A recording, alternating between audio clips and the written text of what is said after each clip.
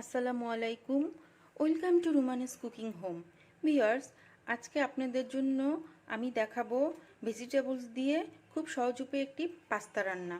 তাহলে চলুন দেখে নেওয়া যাক কী কী উপকরণ লাগছে। ভিউয়ার্স, এখানে আমি শীতকালীন কিছু সবজি নিয়েছি, যেমন ফুলকপি, বাঁধাকপি, সিম এবং সাথে আছে কিছু আলু কুচানো, রেড ক্যাপসিকাম, গ্রিন ক্যাপসিকাম, পটল আর গার্নিশের জন্য গাজর, ধনেপাতা আর এখানে কিছু গাজর কুচি।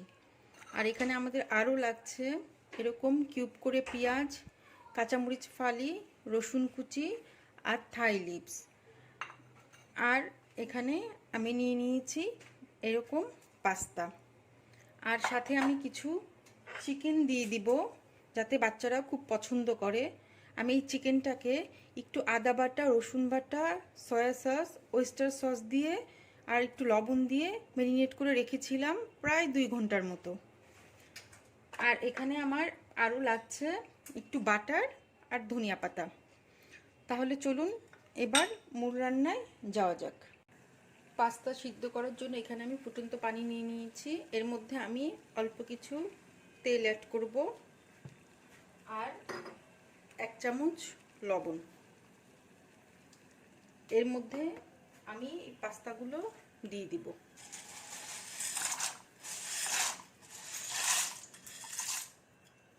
এই পাস্তাগুলোকে এখন আমি একটু সিদ্ধ করে নিব। এই পাস্তাটা যখন হাফ কুকড হয়ে আসবে তখন এর মধ্যে আমি কিছু মোটা নুডলস অ্যাড করব। এটা অপশনাল, এটা আপনারা না চাইলে নাও করতে পারেন, বাট আমার কাছে পাস্তার সাথে একটু নুডলস থাকলে সেটা খেতে একটু মজা লাগে, সেই কারণে আমি কিছুটা নুডলস অ্যাড করে নিলাম। এখন আর 2-3 মিনিট এটাকে সিদ্ধ করে নিব। আমার পাস্তাটা সিদ্ধ হয়ে গিয়েছে। পাস্তা বা নুডলস কখনো ওভারকুকড করবেন না, তাহলে এটা খেতে মজা হয় না। এখন আমি এটাকে স্ট্রেনারে ছেঁকে নিয়ে ঠান্ডা পানি দিয়ে খুব ভালো করে ধুয়ে নেব। প্রথমে আমি ফ্রাই প্যানে বাটারগুলো দিয়ে দিচ্ছি।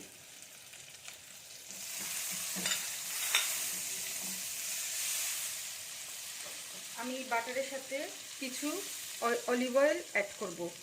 আপনারা চাইলে একটু তেল অ্যাড করতে পারেন। এর মধ্যে আমি দিয়ে দিব রসুন কুচি।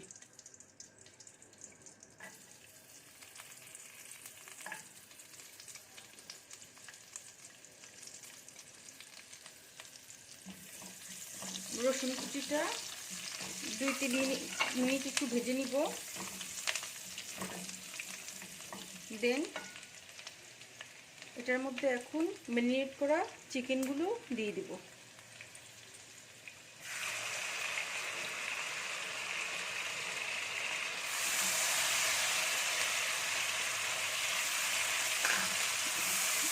চিকেনটাকে এখন ঢেকে 2-3 মিনিট রান্না করে নিব, যাতে চিকেনটা আমার ভালো মতো সিদ্ধ হয়ে যায়। ফিরে এলাম 2-3 মিনিট পর। আমাদের চিকেনটা সিদ্ধ হয়ে গিয়েছে। এখন এর মধ্যে আমি সবজিগুলো অ্যাড করে নিব। প্রথমেই আমি ফুলকপিগুলো দিয়ে দিচ্ছি।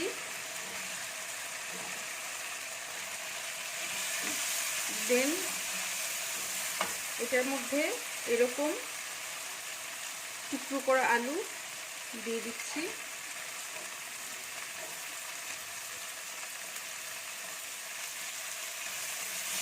একটু নেড়ে তারপরে এটার মধ্যে দিয়ে দিচ্ছি সিম,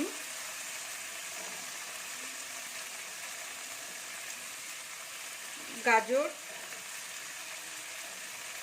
এবং পটল। আপনারা আপনাদের পছন্দ মতো সবজি অ্যাড করতে পারেন। যে যে সবজিটা খেতে পছন্দ করেন সে সেই সবজিটা অ্যাড করে নেবেন। এখন স্বাদ মতো একটু লবণ দিয়ে নিচ্ছি। এখন এটাকে ভালো করে মিশাতে হবে। এখন এটাকে আমি জাস্ট 1 মিনিটের জন্য ঢেকে দেব। ফিরে এলাম 1 মিনিট পর। সবজিটা বেশি সিদ্ধ না করাই ভালো, কারণ সবজি যত বেশি সিদ্ধ করবেন তত বেশি এর পুষ্টিগুণ নষ্ট হয়ে যাবে। তাই সবসময় চেষ্টা করবেন সবজিটা একটু কম সিদ্ধ করতে। এখন এটার মধ্যে আমি সিদ্ধ করে ধুয়ে রাখা পাস্তাগুলো দিয়ে দিব। আমি পাস্তাগুলো সিদ্ধ করে ঠান্ডা পানি দিয়ে ধুয়ে নিয়েছি, এগুলো এখন আমি দিয়ে দিব।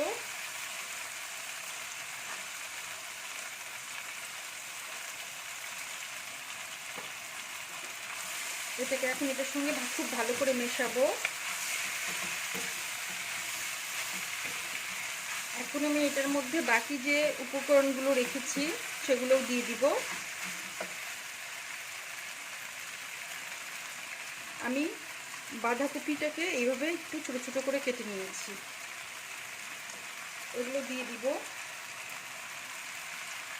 দেন এখানে কিছু পেঁয়াজ এরকম কিউব কিউব করে কাটা, এগুলোও দিয়ে দিব। কিছু কাঁচামরিচটা আপনাদের পছন্দ মতো দিবেন, বেশি ঝাল খেতে না চাইলে কমিয়ে দিবেন। এটাকে ভালো মতো এটার সঙ্গে মেশাতে হবে। এটাকে ভালো মতো মেশানোর পর শেষে দিয়ে দিব গ্রিন আর রেড ক্যাপসিকামগুলো।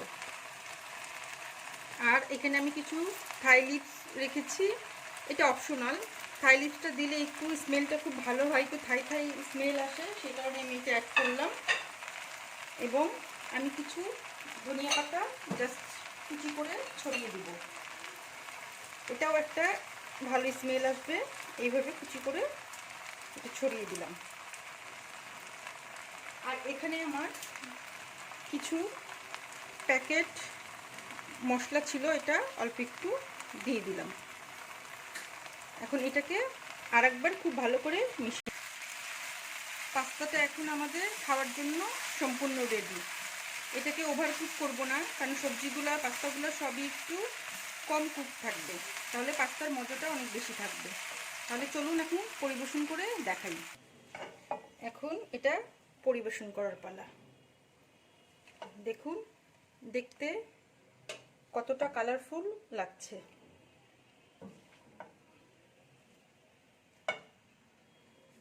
ভিউয়ার্স, হয়ে গেল আমাদের ভেজিটেবল পাস্তা উইথ চিকেন।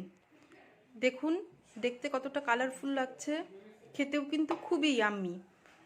বাচ্চারা বড়রা সবাই খুব পছন্দ করে খাবে।